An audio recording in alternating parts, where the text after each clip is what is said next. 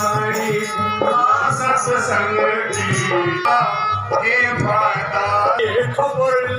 साथियों, मैं आपको अपना शक्ति बढ़कर और आप देख रहे हैं हमारा चैनल इंडिया मीडिया। साथियों, इस वक्त मंजूरा जिला करनाल में मौजूद है और यहाँ पर संत टेकीदास महाराज का मंदिर है। मंजूरा करनाल स्थित आश्रम है।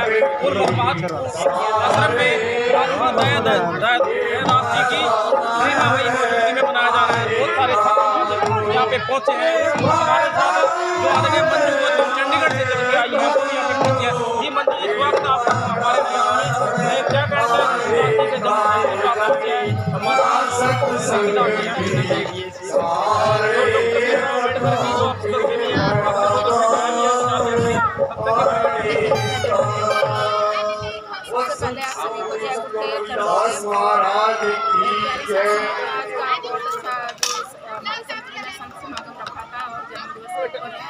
सबसे पहले मैं जो डॉक्टर बोलिए हमारे बुजुर्ग भगत डॉक्टर श्री रामदेव भगत की भी बहुत बधाइयाँ, शुभकामनाएं और मंगल कामनाएं देती हूँ। और कहते हैं कि सत्संग में सभी आते हैं, लेकिन सत्संग में कौन बैठता है और सत्संग किसके अंदर बैठता है।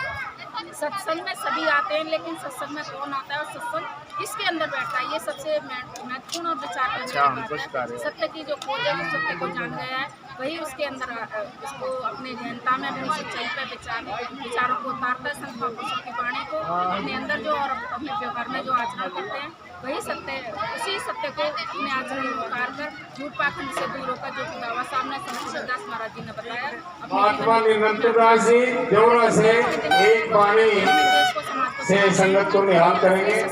मेरे शब्द में तो ऐसा ही मानती हूँ। मंजू यहाँ सत्संग में होना, सत्संग में बैठना, इससे क्या मतलब ये है कि जो बैठ के उनका मन कहीं और जाता है, सत्संग में बैठने के बारे में कह रही है जी। वही बात है कि हम आते तो अपना सभी हमारी प्यारी साथ संगत है, हम भी हमें भी अपना समय निकाल के आते हैं, लेकिन अगर हम उस सत्संग से कुछ अच्छा कोई गुण लेके जाते हैं तो हमारा सत्संग में आना सफल होता है। तो साथियों, हमारे साथ एक और साथी जो मंजू जी के साथ आए, चंडीगढ़ से चल के आए हैं, मौजूद हैं, उनसे बात करें। सर, अपना परिचय दीजिए। मैं स्वामी चरण प्रधान अखिल भारतीय रविदासिया धर्म संगठन हरियाणा प्रांत और प्रधान अखिल भारतीय महामंगल मैत्री महासंगठन हरियाणा प्रांत। आज मुझे भी यहाँ पर आने का मौका मिला। संत महाराज दयादास जी ने निमंत्रण दिया और उनके निमंत्रण को स्वीकार करते हुए मैं यहाँ पर आया। मैं ये कहना चाहता हूँ कि सत्संग में जो ना हम जुड़कर ही बैठते हैं। मन हमारा जो ना, अगर हम जिस तरह शारीरिक तौर से तो हम जुड़कर बैठते हैं सत्संग के अंदर, लेकिन मन से नहीं बैठते। अगर मन को जोड़ करके भी सत्संग की तरफ रखें तो निश्चित रूप से सतगुरु रविदास महाराज जी की वाणी कहती है कि तुम सपैयल हम बकुरे जस कीड़ा सत्संगत मिल रही है माधो जैसे। महात्मा जी जिनका कहीं आ रहा है, मनीराम कहीं हो जाता है, उनके बारे में कह रहे हैं। हाँ, और उनको सीखने की ज़्यादा जरूरत है। हाँ, बिल्कुल सीखने की जरूरत है। मन से बैठते ही है, लेकिन मन के साथ भी बैठा जाए तो फिर कल्याण होने वाला है। सत्संग का यही सार है, सत्संगत सरल। क्योंकि संगत जो है, हमने लोग संतों की महापुरुषों की संगत करके संतों की तरफ ध्यान देना। सबसे एक और साथी मौजूद है। बोलिए सतगुरु दास महाराज की, सतगुरु टेकीदास जी महाराज की, सभी संत समाज की। देखिए हमारे देश काल प्रधान ने कहा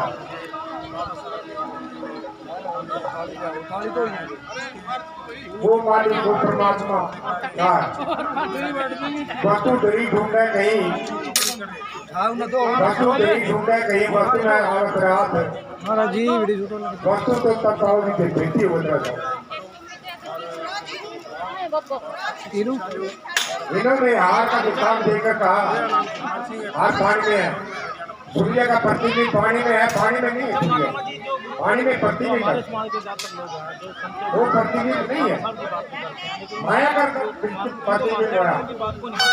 नशे की प्रवृत्ति भी देखने में पानी माया है और जीव माया का अपनी बहुत ही वाणी का है कि रविदास कीजिए, जो चढ़े चढ़े उतराए, नाम महारस कीजिए। माया का जीव कच्ची शराब का क्या पीना, माया का होती है थोड़ी देर नशा करते हैं और गलियों में लेटते घूमते हैं, तो उससे नशा क्या करना, नशा करना जिससे कल्याण होने वाला है, जिससे शरीर और अम्बेडकर जी ने भी कभी नशों से दूर रहो, मांस शराब को छोड़कर प्रक्रिया का चार चीजें बताइए साथी के अंदर। अगर इन चार चीजों का त्याग कर दिया जाए, मांस शराब और अपनी बहन बेटी समझो और